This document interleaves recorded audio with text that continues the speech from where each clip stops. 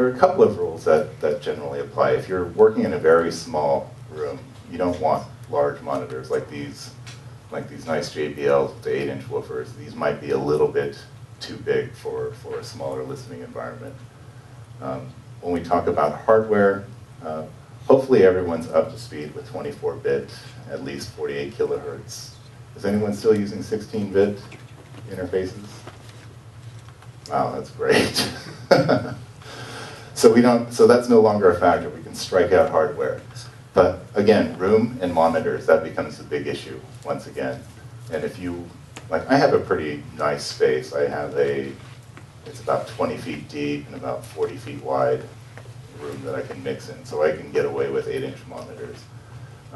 If you can see here on these JBLs up here, the little decouplers, the foam pads that go under the monitors, I can't stress enough how much those make a difference.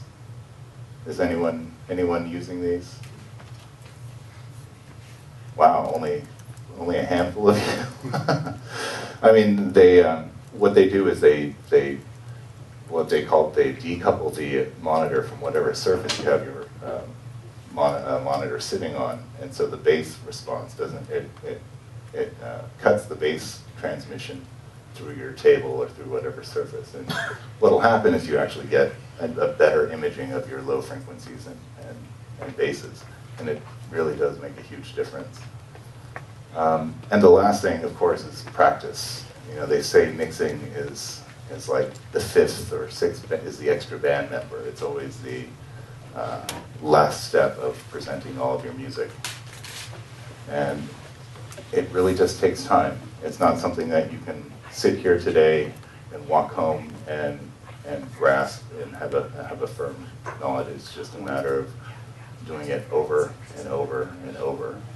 So with that, one of the ideas of critical listening is to try to understand what you are hearing in terms of your whole situation. So when you have everything set up, you know, like I will listen to whatever I have, everything in my music collection. And if I go into someone else's studio, I have to do the same thing because it's a completely new environment and I just need to get familiar with it. So I like to have, you know, a half a dozen or so of some songs that I've listened to over the years and take a listen and just get a feel for the room, get a feel for the space, and get a feel for the monitoring. I know a few producers who they're so fussy that they will actually take their monitors and their converters and everything with them. You know, they will not rely on whatever Pro Tools rig or anything. They have their own special converters, their own monitors, their own monitor switching, and that's the only way that they can work because they understand the importance of being familiar with the equipment. So again, it's about familiarizing with your listening setup. So the hardware, the space, the monitors, and the content and the material. Question? Sure. How long did it take before, when you started serious mixing to when you were happy with how you were mixing, how long did that take? It depends, really. You know, sometimes it's only taken like 30 minutes, and then sometimes it's taken 3 months. If it's my own music, I'm never happy. And sometimes I'll say, look, it's never going to be perfect. You just have to figure out when it's going to be good enough. When you're working in that kind of environment, it's a little bit easier to put time constraints on yourself. So you can say, I've got this deadline, we have to mix it by this point. And if you go over, if you start budgeting your time properly, then I've left, you know, 3 days to do this one mix. But typically for me, it's about 3 days. Because I can only really work in the mornings. My ears are freshest in the mornings, and I apologize because I'm sharper in the mornings than I am in the afternoon.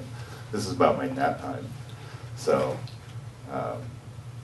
and so again, but with more practice, the more familiar I become with the material, it becomes a lot faster.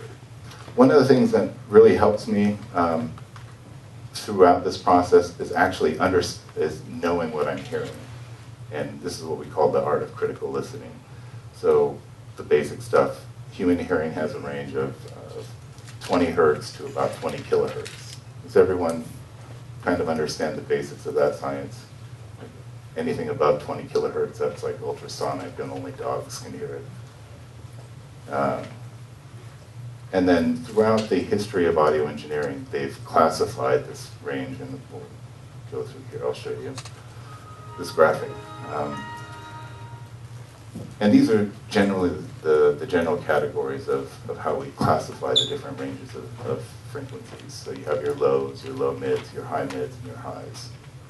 And it's just a matter of, once you can identify where these sounds are, what these ranges are, it makes it easier for you to approach EQing.